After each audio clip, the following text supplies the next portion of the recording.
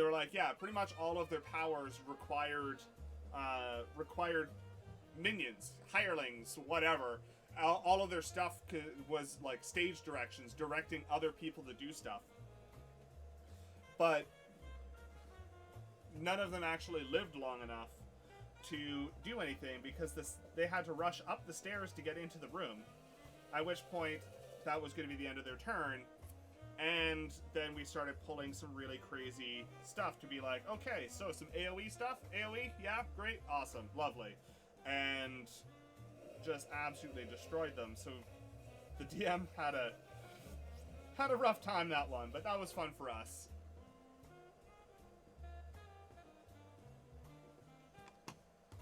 Although, you know, follow DeFranco.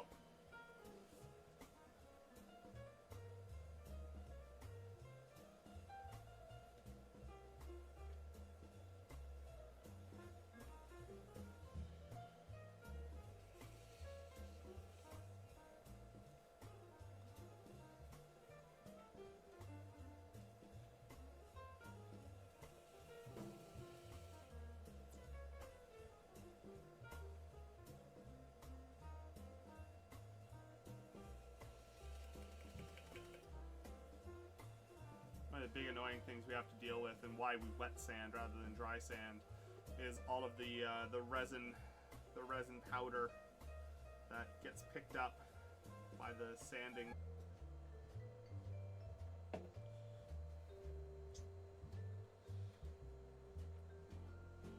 I want to work with my players so that they have the most fun possible.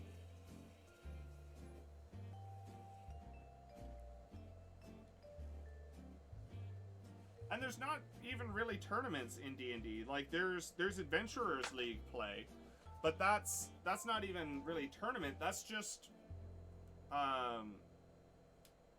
that's just group play that's been organized by modules organized by Wizards of the Coast. And those modules suck, I would like to say. They're terrible, and I never want to run one or play in one. But like, there isn't really it is a fairly big balance change because fire is resisted by the most creatures in the game, right? As a result of that, that means that on average they will do more damage to any given random monster in the game, which seems like a potentially big deal. However, I don't know about your games.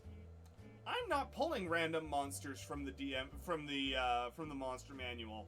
I'm not grabbing random monsters. I'm creating my encounters.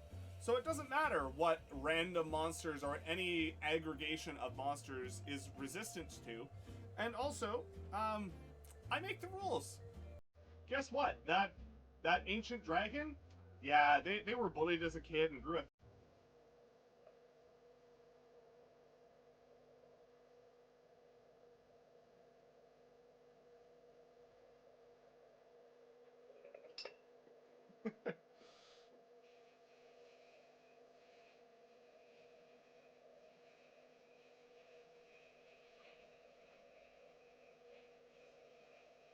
My favorite part of messing around with the D2s is just running a little Hot Wheels car around the track.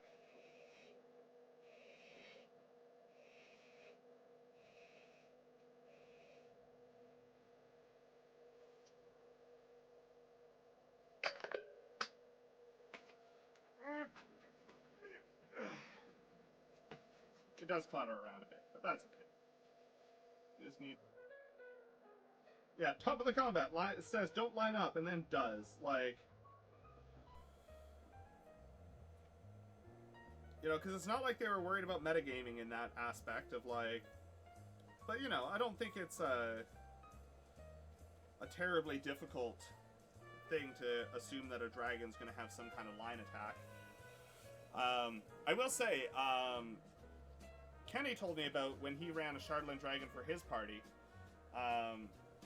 And I actually thought it was really interesting, because basically, they were beating the snot out of the dragon, having a good fight. And he basically went, you guys are a little over leveled for this, so I want to see what this actually looks like. and he had the dragon take off and finish off this monster. Describe it for me. Whatever. Carolyn actually has a TPK to her name. I don't. To be fair, Carolyn's TPK is a danger room simulation of basically a friend came to Carolyn and went, hey, I know you want to run more combats. We need to learn how to play together as a team. We'd love if you could run a combat for us. And Carrot set up a fairly... a difficult but manageable combat as long as they were playing well.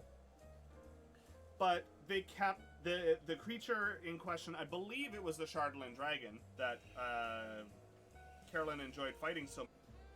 The DM was not very good. They didn't really know what they were doing.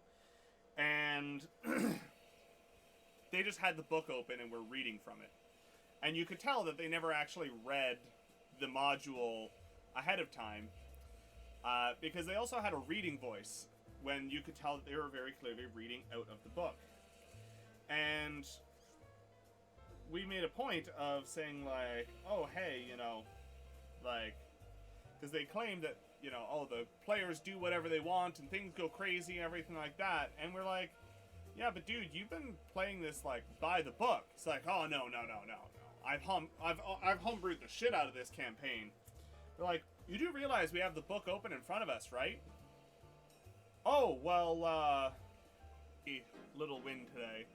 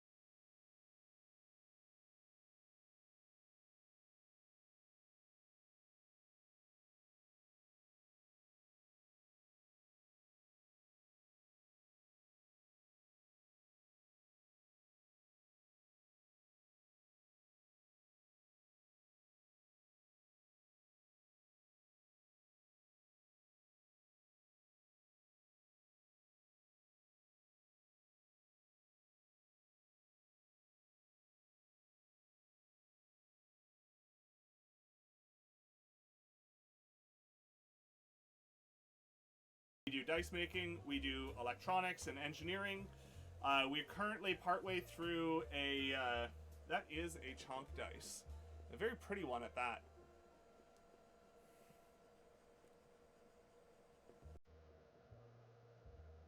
Yeah, it's this very pearly, teal, pinky situation. Very, very pretty.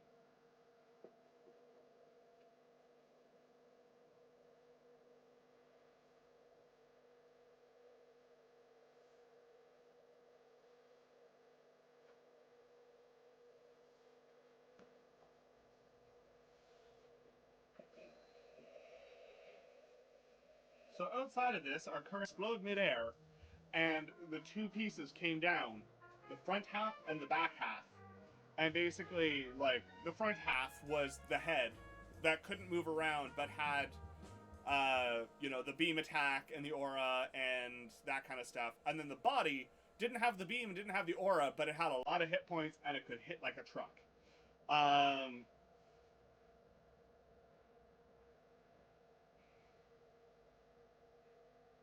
Dew on the grass, welcome in. How's it going? Jump! Yeah. Yeah, they're a Twilight Cleric. So yeah, Circle of the Moon is a close enough statement for it. They're a Moon Cleric.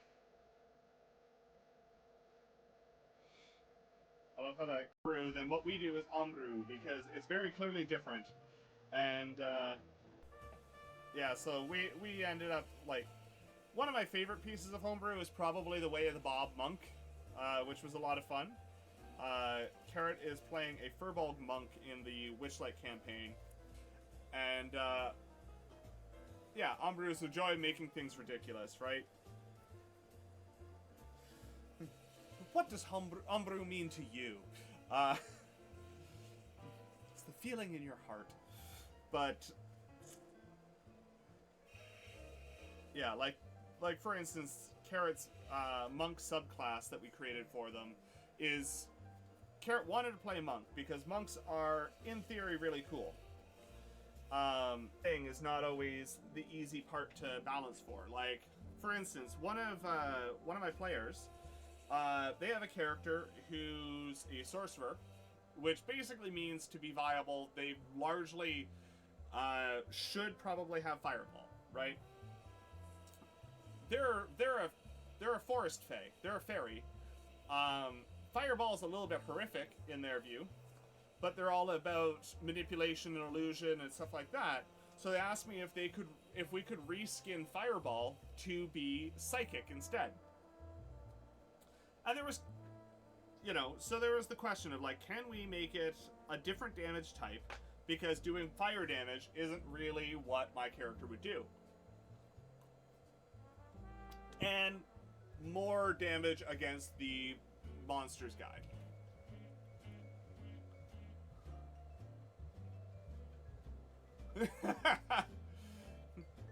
Thanks, Ariel. Welcome in. Lovely to see you. We're sanding dice today because we've got an in-person sale on the weekend. And we're trying to get some stuff ready. Currently, we're talking about Killjoy DMs and novelty dice.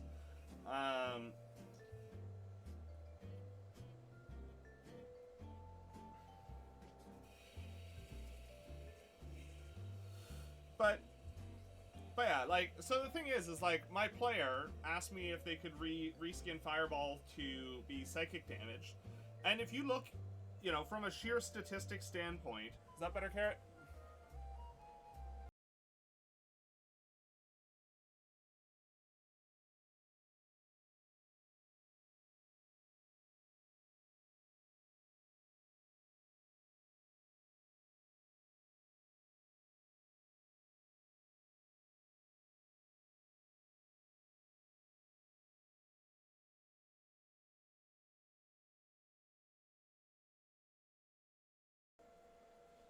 It basically means that if I want to be able to hear anything in OBS, I have to have my sounds turned right up, and then if anything outside of OBS plays, then I get my ears blown out, which is always fun.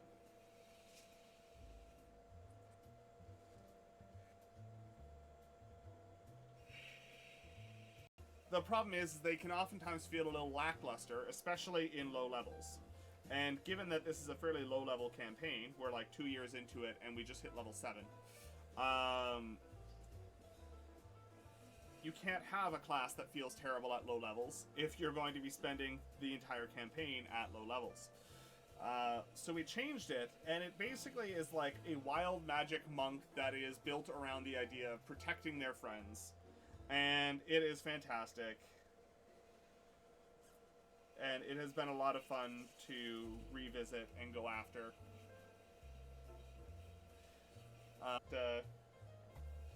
Yeah, it's a little goblin paladin that was designed for keeping the party alive for some first-time players. And Twilight Clerics are particularly good at that. They are very, very, very strong at... they have some auras that allow people to max out healing, and they've got... they have an aura that maxes healing and also gives 10 hit points every round. And that's a passive thing that doesn't need to be re-upped or anything, so it's a pretty strong piece overall. Yeah, and then Carrot kept running away, which is fine. Whatever. But, yeah, they were a goblin paladin who wore, like, rotted out vestments over some really shiny plate armor he had stolen off a corpse. And it was a very fun character to play. Because one of my big things I always maintain is if you're running a new game, running a game for new players, you never want your players to feel like they can't be ridiculous. As a result, you want somebody who's going to be the most ridiculous person at the table. And it gives everybody else the permission to be silly. So, as a result, you had Chonk, who spoke with a really, really squeaky voice, right? Like, winning is everybody having fun. You can beat a combat, but you can also lose by beating a combat if everybody was so bored the entire time nobody cared. You know, and I know that that Theo mentioned that last night, that they had recently done a combat and they were so bored because they spent half an hour smashing against a zombie and it was a foregone conclusion. Move on. We roll dice to figure out if something is or isn't going to happen. If there is no probability of something not happening, then just move on. You guys smash the zombie's head in. Oh, you know, it had 100 health left? Actually, it only had 1. Congratulations. How do you want to do this? How do you guys... Sandpaper creates a really gross paste.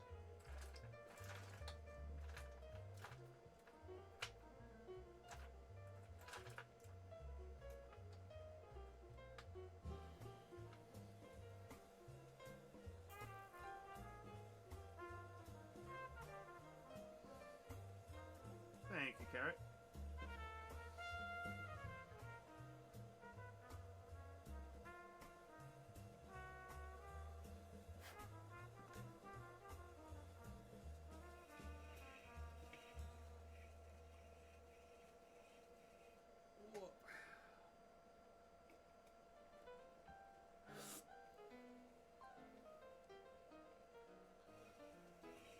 At a lovely... Well, I guess that means that you you FK for 5 minutes and missed a bonk. Follow the Franco. Welcome in, Franco. Good to see you. But basically, they were talking about how, you know, they homebrewed the shit out of this game, and we laughed at the fact that no, you haven't. You haven't changed anything.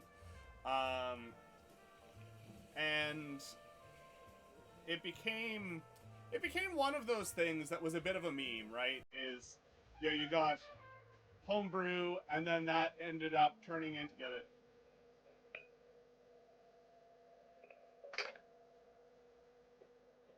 And that fell into the danger space. It wouldn't be so dangerous if we didn't have binder clips on here.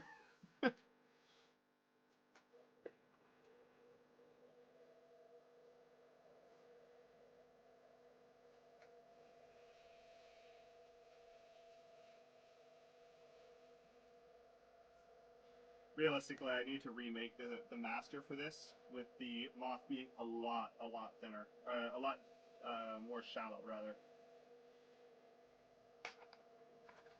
But that's okay. We will get there.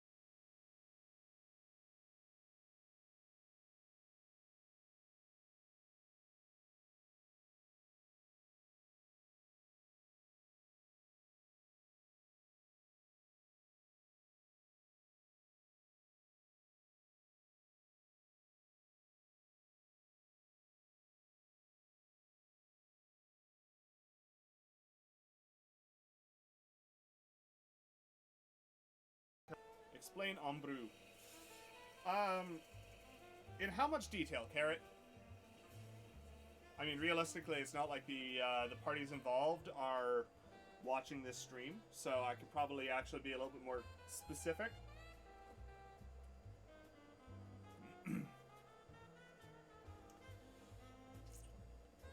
So, basically, a friend of ours was in a D&D campaign that was being streamed. Two of our friends, actually. One of them ended up dropping out of the campaign for very good reasons. But the other hung around, and it was a painfully bad campaign.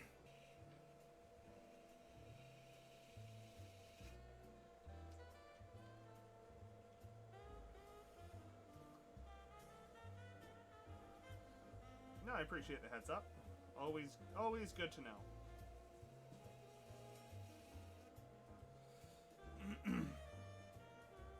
I recently backed a new 5e module though that I'm looking forward to. It was called. Oh, of course that's not open.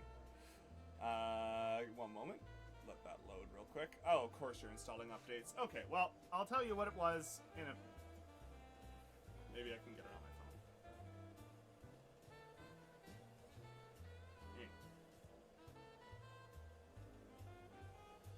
It doesn't, because like I don't want to see that green because people are going to look over and think that it's fine because it's flashing green. But you are absolutely correct. Like that is a very good point. But you know, you end up too close to a project, you put the blinders on, and they're like, I hope, you know, like it's not the end of the world, but if it's not too big of a deal to change. And like 3-4 weeks ago, I had refactored my code base so that to change everything over to proper functions and all of that. So it ultimately became a 6-minute fix that now we just have to go through and reprogram all the units that are getting ready, which is annoying, but you know, not the end of the world. But I did laugh at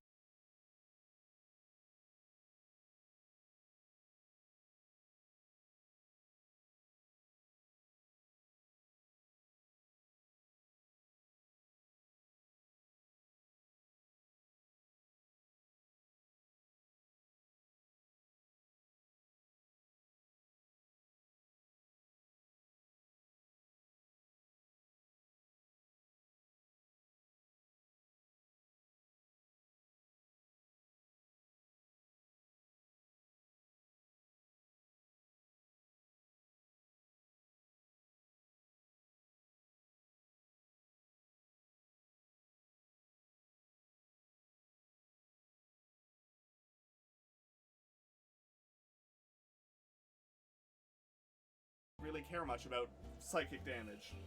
Like, it doesn't matter. And people get really weird about some of this stuff.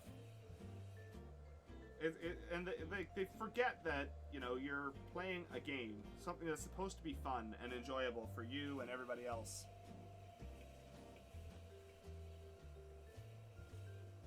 Like, we're all gathered around a table talking about make-believe characters and rolling random pieces of plastic to get numbers and figure out what we're doing, right? Like,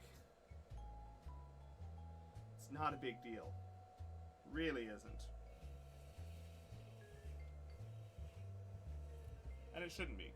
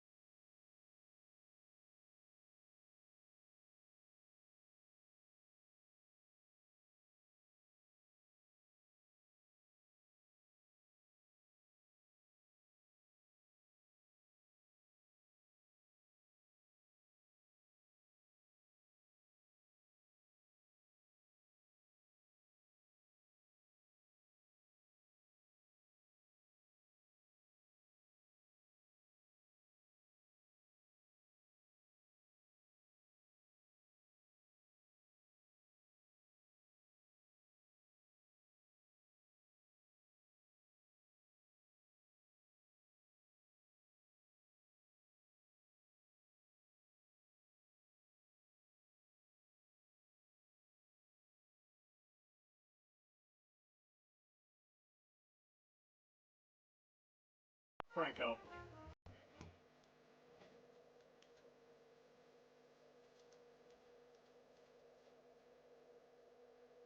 Oof.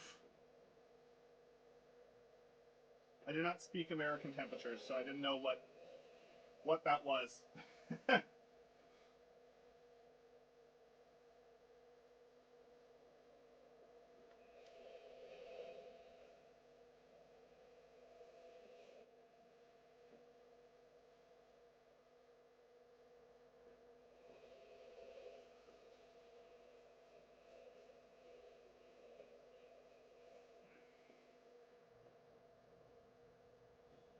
But dude, I don't believe we've seen you around here before, so I'll give you the proper welcome. I'm Mothman, otherwise known as. Yeah, I need to. Like, I think right now it's like 2 millimeters deep, and I need it to be like a quarter millimeter deep.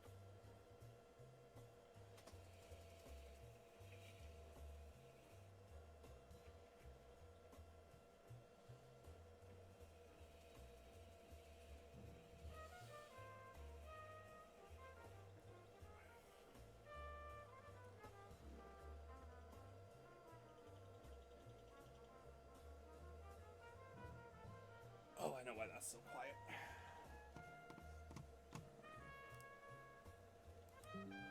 Oh, no. Weird.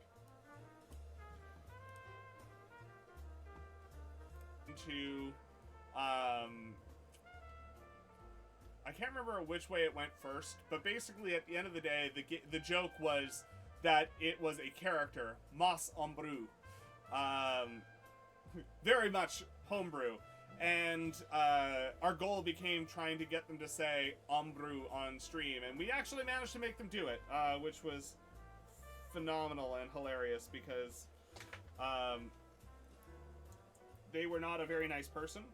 They were a bad DM, and basically shortly after that campaign ended, they pretty much saw themselves out of every possible community, which was hilarious.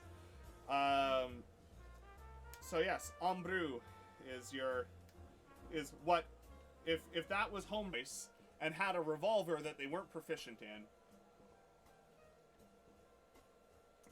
That sounds super fun. We just recently fought a big boss in our Wild Beyond the Witchlight campaign, which was a lot of fun as well. And the party really did a fantastic job of divide and conquer, where my player spent the entire time destroying the equipment that was making them powerful. Carrot's character got in melee and just tied them up, and they kept summoning minions, and everybody else was like, no, I don't think you're allowed to have minions. And the DM after the fact is like,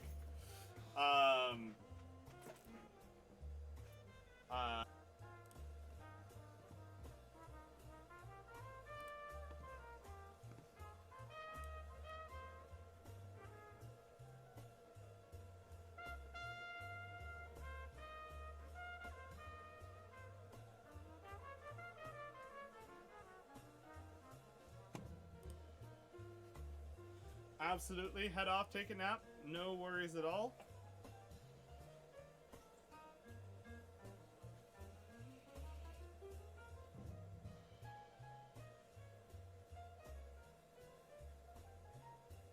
Don't know what that noise was.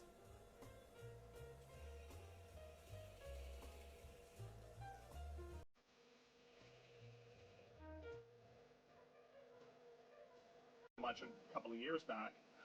And the big two things it has an aura and it has a beam attack.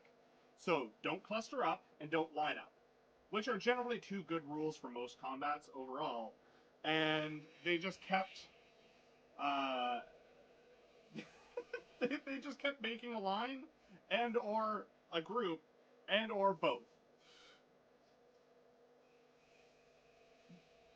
So Carrot got to absolutely just wreck them, and is still very pleased about it to this day. Rightfully so.